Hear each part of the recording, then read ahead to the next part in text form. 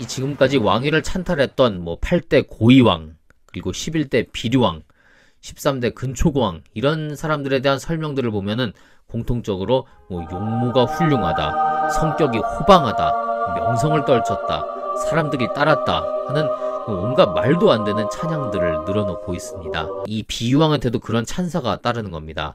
비유왕 세력이 목만치를 제거하는 과정에서 함께 살해됐을 수 있다는 겁니다. 이 비유왕이 정상적으로 왕위를 물려받은 게 아니라 구이신왕을 죽이고 찬탈했겠구나 하고 유력하게 추정하는 겁니다.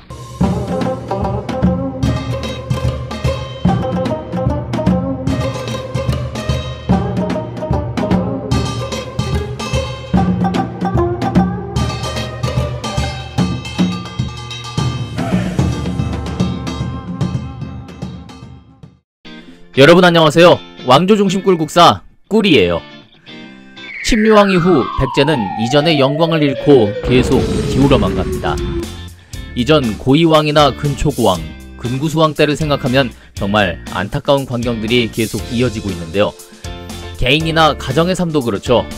아무리 어려워도 쉽게 포기할 수 없는 것이 우리의 삶인데 어떻게든 살아가기 위해 또 어려움을 타개하기 위해 우리는 여러가지 방법들을 강구하게 됩니다. 백제도 어려운 가운데서 어떻게든 나라의 명맥을 이어가기 위해 고군분투하는 모습들이 나타나는데요. 앞서 타이틀전의 예고 영상 보셨지만 이번 시간에 다룰 20대 비유왕, 일단 반란으로 이복 형을 죽이고 왕위에 올랐습니다. 나라도 어려운데 자신도 반란으로 왕위에 올라 왕으로서의 입지가 썩 그리 좋지는 않습니다. 비유왕이 왕위를 지키기 위해 어떤 정책들을 펼쳐나갈지 한번 만나보도록 하겠습니다. 전지왕의 비이자 구이신왕의 어머니였던 이 팔수태우, 이 사람이 목만치랑 개판을 치면서 백제 조정이 박살났습니다. 비유왕은 이런 정국을 바로잡는다는 이유로 외척 해씨 세력과 함께, 어머니가 해씨였죠? 자신의 외가였던 해씨 세력과 함께 반란을 일으켜서 이 구이신왕과 그리고 팔수태우 주변의 세력들을 모두 제거하고 427년 12월에 즉위했습니다. 해씨들이 일어난 모습이 마치 아버지인 전지왕이 왕위에 오를 때 그런 그 데자뷰를 보는 것만 같습니다. 그때도 전지왕의 친척들이었던 해씨들이 일어서서 기존 진씨들과 혈례를 제거하고 전지왕을 세웠었죠. 비유왕은 즉위하고 2달 만에 전국을 순행하면서 백성들에게 곡식을 나눠줍니다. 이미 아신왕 때부터 민심은 백제 왕실을 떠나 있었을 겁니다. 백성들이 다 신라로 도망가고 막 그랬었잖아요.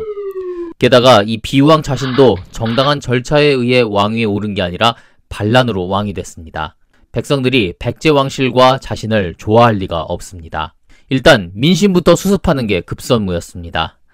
앞서 왕위를 찬탈한 임금들이 민심 수습을 위해 전국을 돌면서 민심을 파악하고 어려운 백성들에게 곡식을 나눠줬다는 얘기를 종종 들려드렸죠. 백제에서는 8대 고이왕, 또 11대 비류왕 이렇게 왕위를 찬탈한 임금들이 그랬었고요. 또 신라의 뇌물마립간도 민심 수습을 위해 각 지역에 특사를 파견한 일이 있었습니다. 자, 여기서 백제 역사에 비슷한 이름들이 등장하는데요. 첫 번째로 백제를 세운 온조왕의 형 비류라는 사람이 있습니다. 그 비류와 온조 함께 내려왔는데 비류는 미추홀, 지금의 인천으로 가고 온조는 지금의 한성, 서울에 자리를 잡아서 백제를 개창했다 이런 이야기를 했었죠. 그리고 방금 이야기했었던 11대 비류왕이 있습니다. 근초고왕의 아버지로서 왕위를 찬탈했었습니다. 한글로는 그 이름이 같지만 시대가 다르니까 당연히 다른 사람이겠죠. 몇백 년 차이가 나는데요. 이 당시에 흔히 쓰인 이름이 아닐까 싶기도 합니다. 그리고 지금 이야기하는 이 비유왕, 이번에는 비류가 아니라 비유입니다. 시대도 다르고 또 글자도 비슷하지만 또 다르고 하니까 당연히 헷갈리시면 안 되겠습니다. 자, 그리고 이 무렵 외 응신천왕이 대규모 사신단을 보내온다고 합니다. 우리가 이전부터 백제의 역사를 이야기할 때 계속 응신천왕이 자주 등장하는데요. 다른 게 아니고 이 딸 팔수태우가 사고친 거 수습하러 보낸 겁니다. 그러니까 미성하니까만 놔둬줘. 팔수태우가 워낙 백제를 어지럽혀 놓은 마당에 반란으로 아들은 죽고 또 자신도 오늘 죽을지 내일 죽을지 참으로 불안한 상황이었습니다. 물론 외와의 관계 때문에 백제 정부가 함부로 건드리지 못하는 것도 있었지만요. 백제 백성들에게는 이미 공공의 적이 돼 있다 보니까 사실상 생사를 장담할 수는 없었습니다. 뭐 정부에서 지킨다고 해도 어느 날 반란 일으켜서 팔수태후를 죽일 수도 있는 거였죠. 그런데 이 당시 백제는 위에 있었던 고구려 그리고 신라와도 적대적인 관계에 있었습니다. 그렇기 때문에 외와의 그런 긴밀한 관계가 매우 절실했죠. 사신단이 오자 비유왕은 응신천왕의 요구에 따라 팔수태후 그리고 그녀와 친했던 사람들을 전부 외로 보냅니다. 팔수태후만 문제가 아니라 이 여자 옆에서 잘 먹고 잘 살았던 사람들 이제 백성들한테 맞아 죽을 일만 남았거든요. 이참에 다 짐 싸들고 가야 합니다. 대표적인 사람이 지난 시간 전지왕 가족들 중에 유일하게 언급하지 않았던 사람인데요. 예, 여기 신제도원 보이시죠? 지금까지 아신왕 또 전지왕대 그런 가족들을 이야기하면서 한 번씩 다 언급이 됐었는데 한 번도 언급을 하지 않았던 사람입니다. 여자입니다. 전지왕의 여동생이고요. 올케였던 팔수태후랑 꽤 친했던 모양입니다. 그만큼 팔수태후가 개판 칠 때 옆에서 콩고물도 많이 얻어먹었겠죠. 비유왕은 이때 자신의 고모인 신제도원도 외로 함께 보냅니다. 참고로 이 이름인 신제도원은 본명이 아니고 훗날 이 사람이 외에서 죽었는데요. 이때 외왕에게 받은 시호가 아닐까 학자들은 추측하고 있습니다. 비유왕은 이외에도 계속 외교 전략에 주력합니다.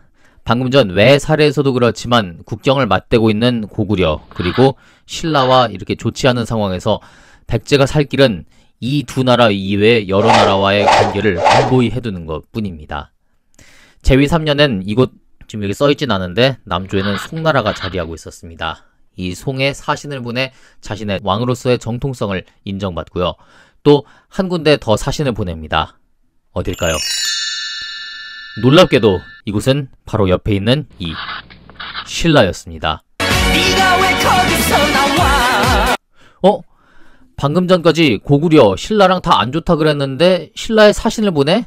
지금 들으시는 모든 분들 이렇게 말씀하실 거고 또 이해가 되지 않으실 겁니다. 자, 국제관계에선 영원한 친구도 영원한 적도 없습니다. 이거 무슨 싸우면 죽고 살고 이기고 지는 거밖에 없는 거야. 특히 당시의 삼국관계가 그랬습니다. 신라는 계속적으로 외의 침입을 받고 있었는데 고구려 광개토대왕 그리고 신라에는 당시 뇌물마립관 시절이었죠. 이때 신라는 고구려의 볼모까지 보내면서 도움을 요청했고요. 광개토대왕은 외 침입으로부터 신라를 구해주었습니다. 그러나 이후 고구려의 장수왕 또 신라의 눌지마립관이 즉위하고 신라가 고구려에 보냈던 신라의 볼모 바로 눌지마립관의 동생인 복호가 박재상의 기지로 돌아오면서 두 나라의 관계는 예전 같지 않아집니다.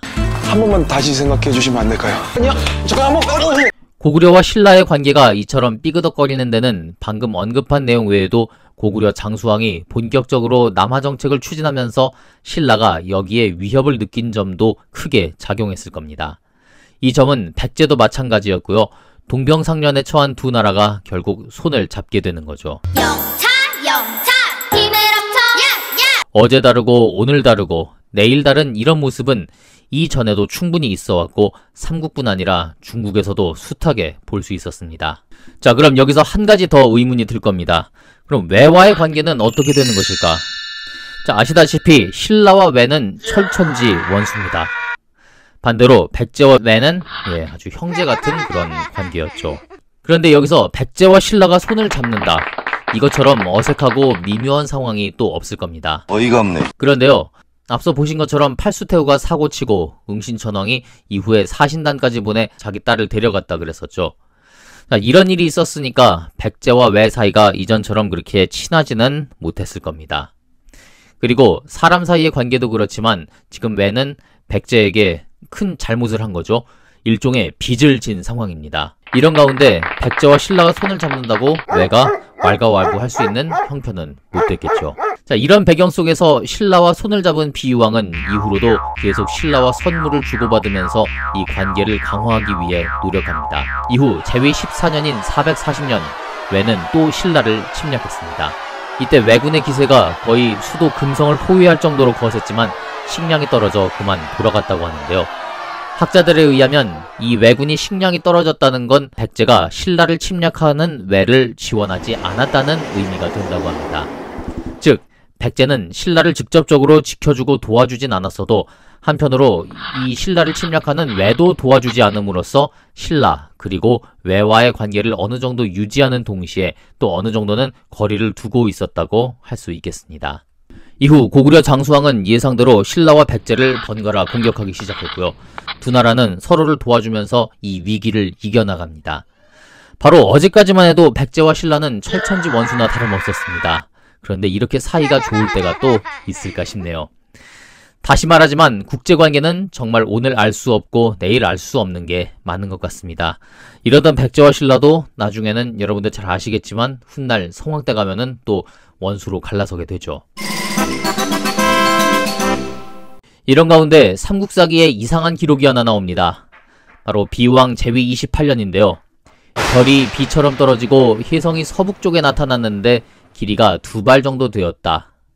이어서 검은 용이 한강에 나타났는데 잠시 구름과 안개가 덮여 어두워지자 날아갔다 라는 기사가 나옵니다. 옛날이라고 진짜로 용이 나타났을 리는 없죠. 삼국사기엔 반란이 일어났다든지 또는 이 반란으로 갑작스레 정권이 교체됐을 때 위와 같은 표현을 자주 쓰곤 합니다. 예전에 신라를 세운 박혁거세와 아령왕후가 죽을 때도 용이 하늘로 승천했다가 조각조각 잘려서 떨어졌다 이런 식으로 표현을 했었잖아요. 보는 것처럼 검은 용이라고 하면은 즉 반란 세력을 의미하는 거고요. 비왕은 이 과정에서 살해되고 맙니다. 자, 어떤 세력인지 몰라도 비왕 자신이 반란으로 이복 형을 죽이고 왕이 됐는데 결국 똑같이 당한 꼴이 됐습니다. 이후 백제 조정은 이 반란 세력에게 꽤 장시간 장악당합니다. 자, 비왕 이후에 바로 아들 계로왕이 즉위하는데 이게 무슨 소리냐고요? 자, 계로왕 21년에 보면은 삼국사기에 이런 기사가 있습니다. 즉 비왕이 죽고 21년이나 지난 시점인 겁니다. 보시면은 선왕의 해골이 들판에 가 매장돼 있다. 즉 아들인 계로왕이 왕이 됐는데도 아버지 무덤 하나 제대로 못 만들었다는 겁니다. 계로왕이 뭐 후레자식이라 그랬을까요? 이 이야기는 즉슨 계로왕이 등극을 했어도 이 반란 세력에게 눌려 20년 동안 아버지 시신조차 어찌하지 못했다는 얘기입니다. 사실상 백제 왕실이 뭐 유명무실한 거나 다름이 없다는 소리죠. 자, 이와 관련해 자세한 이야기는 다음 시간에 더 풀어보도록 하겠습니다. 비왕이 죽자마자 고구려는 또 한 번 백제를 침공합니다. 장수왕 뭐 끝이 없습니다. 정말 잔인하고 또 무서운 그런 모습을 보여주고 있는데요. 이때 백제는 반란군에게 휩싸였기 때문에 사실상 모든 그런 군사 지휘 체계가 무너진 상황이었죠. 그냥 가만히 있으면 고구려한테 그냥 멸망당해도 이상하지 않을 정도입니다. 그런데 이때 동맹군이 신라의 도움으로 고구려의 공격을 막아냈다고 합니다. 그럼도 당한 것께 내가 그놈 지켜줘야지. 내정 혼란으로 방어 하나 제대로 못하고 있을 때 신라가 목숨을 걸고 백제를 지켜준 거니까요. 이때 백제와 신라의 동맹은 참으로 눈여겨볼 만합니다. 이 이야기는 비유왕의 외교 정책이 그만큼 성공을 거뒀다고도 할 수 있겠습니다. 왕조중심 꿀국사, 이번 시간은 반란으로 왕위에 올라 전방위 외교 정책을 펴다 다시 반란으로 세상을 떠난 비유왕을 만나봤습니다. 이어서 즉위하는 계로왕 이야기 다음 시간에 계속 이어가겠습니다. 지금까지 저는 꿀이었습니다.